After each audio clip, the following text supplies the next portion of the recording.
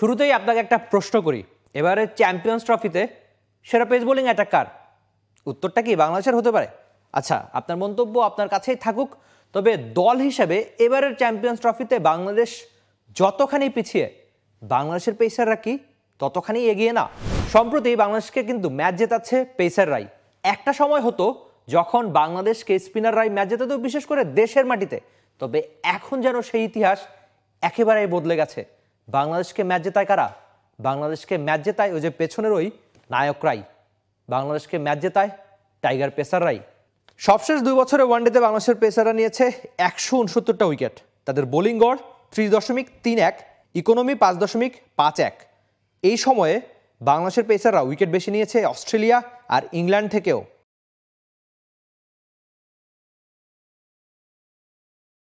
বদলে যাওয়া বাংলাদেশ পেস ইউনিটের গল্প হবে আপনার ভাবনাকে আরেকটু বাড়িয়ে দিতে, যে বাংলাদেশের পেসাররা কেন ভালো, কেন বাংলাদেশের পেসারদের নিয়ে এত বেশি গল্প হয়, এত বেশি আলোচনা হয়। আদতে বাংলাদেশের পেস ইউনিটি কিন্তু বাধ্য করে তাদের নিয়ে অনেক বেশি বলতে, বলাতে, তাদের নিয়ে অনেক বেশি প্রশংসা করতে। তবে সেই প্রশংসার সবচেয়ে বড় দাবিদার কে? একজন তাসকিন আহমেদ তাজিমই তো হবেন, যিনি এখনকার বাংলাদেশের পেস ইউনিটের অলিখিত নেতা। শুরুতেই একটা পরিসংখ্যান আপনাদের জানাই। ক্যারিয়ারের প্রথম 5টা বছরে তাসকিনের উইকেট সংখ্যা ছিল 64। 2024 সালে তার চেয়ে বেশি উইকেট ছিল কেবলমাত্র ওয়ানিন্দু হাসারাঙ্গা আর জাসপ্রীত বুমরার। 2025-এর শুরুতেই তো রয়েছি আমরা, তার মানে 2024-এর গল্প তো খুব বেশি দিনের না। আর 2024 সালে কি লাল বল কি সাদা বল, তাসকিন আহমেদ তাজিম কাটিয়েছেন একেবারে স্বপ্নের মতো। 2024 সালে 3 ফরম্যাটে তাসকিন 30 ম্যাচে 63টা উইকেট নিয়েছেন। তার বোলিং গড় 20-এরও কম। তার ইকোনমি ছিল 4.78 আর সেরা 64 রানে 6টা উইকেট। শুধু 2024 না, 2025-এর শুরুতে যে বিপিএল মানে বাংলাদেশ প্রিমিয়ার লিগটা হয়েছে, সেখানে বাংলাদেশ পেসার তাসকিন রীতিমতো স্বপ্নের মতো কাটিয়েছেন, বা তার চেয়েও বেশি। একটা বিপিএলে নির্দিষ্ট একটা আসরে সবচেয়ে বেশি উইকেট ছিল সাকিব আল হাসানের। তবে সেই সাকিবকে অতীত করে দিয়ে তাসকিনই নিয়েছেন 25টা উইকেট, যেটা বিপিএলের ইতিহাসের একটা আসরে সবচেয়ে বেশি উইকেট। আর তাসকিনের একটা ম্যাচে 7 উইকেটের গল্প তো নিশ্চয়ই আপনার জানা। রীতিমতো তাসকিন যেন কাঁপিয়ে দিয়েছেন অপোনেন্টকে।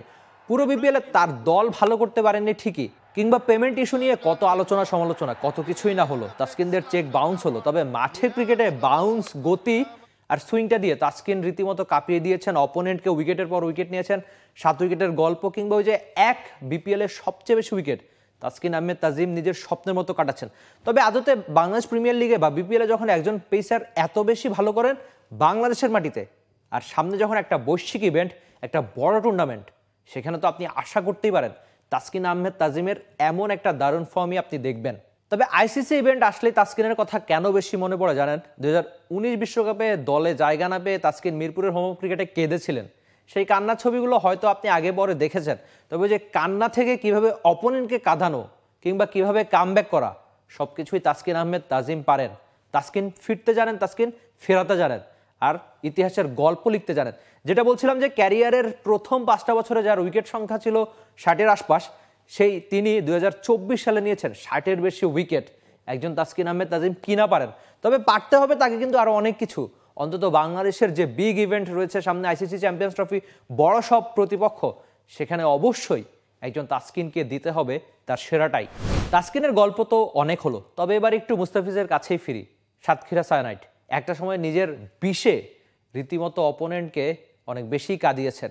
মিরপুরের হোম ক্রিকেট কিংবা যেখানেই আইসিসি ইভেন্ট কিংবা বড় মঞ্চ, মুস্তাফিজ তার ক্যারিয়ারের শুরুতে রীতিমতো বিষ ছড়িয়ে দিতেন যেন অপোনেন্টকে। আর ভারত পেলে তো কথাই নেই, সেই বিষে নীল হতো ভারতের নীল জার্সি।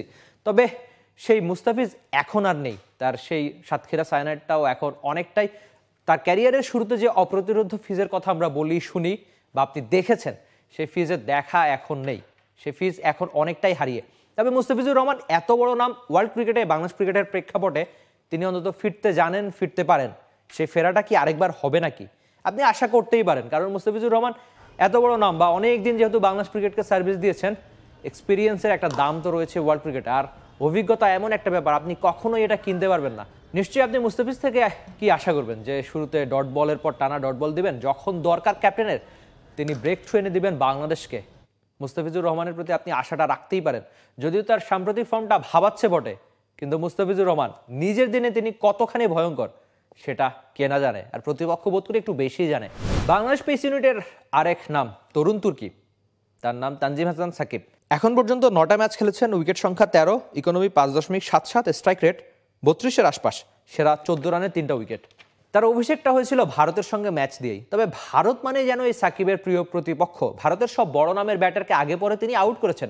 রোহিত শর্মা, বিরাট কোহলিকেও ফিরেছেন ভিন্ন ফরম্যাটে যদিও, কিংবা তিনি সবসময় ভারতের সঙ্গে ভালো বোলিংটা করে থাকেন। আবার হুট করে তার যখন ওই যে ক্যারিয়ারটা শুরু, কিংবা তিনি যখন নিজেকে প্রথমবার জানানো যে যুব বিশ্বকাপ 2020 যুব বিশ্বকাপটা জিতেছিল এই তানজিম সাকিব রাই, তখন ওই ম্যাচে বাংলাদেশকে যে ম্যাচে ফেরার তার ওই শুরুর দিকের উইকেট কিন্তু এনে দিয়েছিলেন এই সাকিব। পুরো ম্যাচে দারুণ বল করেছেন তানজিম সাকিব।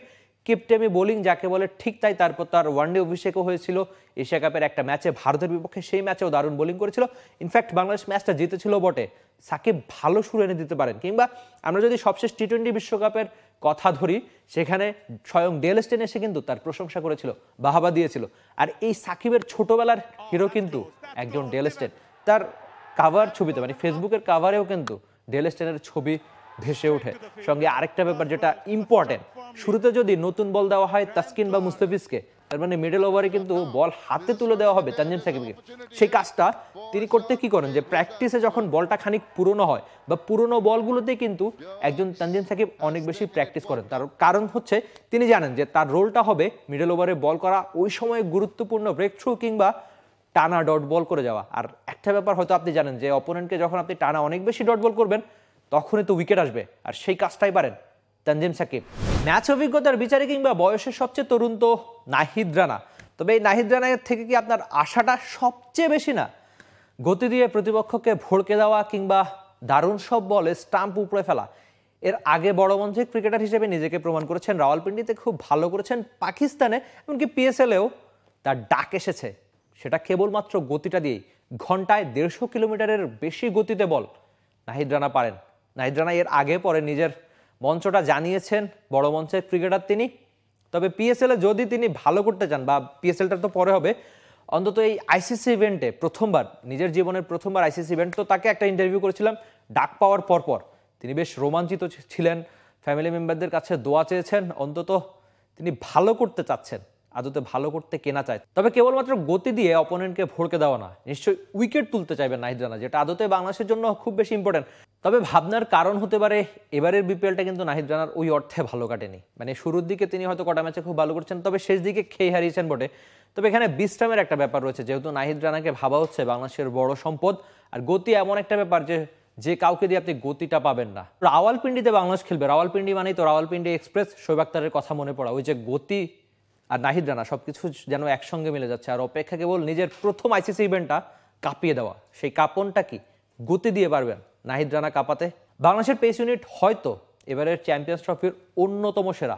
তবে বাংলাদেশের পেস ইউনিটের গল্প তো হলো, বাংলাদেশের পেস ইউনিট নিয়ে যে কোনো মন্তব্য জানাতে আপনি অবশ্যই টি স্পোর্টসের কমেন্ট সেকশনে তা জানাতে পারেন। আর পুরো চ্যাম্পিয়ন্স ট্রফি দেখতে বা ক্রিকেটের নানান গল্প, ক্রিকেটের সব গল্প জানতে অবশ্যই আপনাকে চোখ রাখতে হবে দেশের একমাত্র স্পোর্টস চ্যানেল টি স্পোর্টসেই।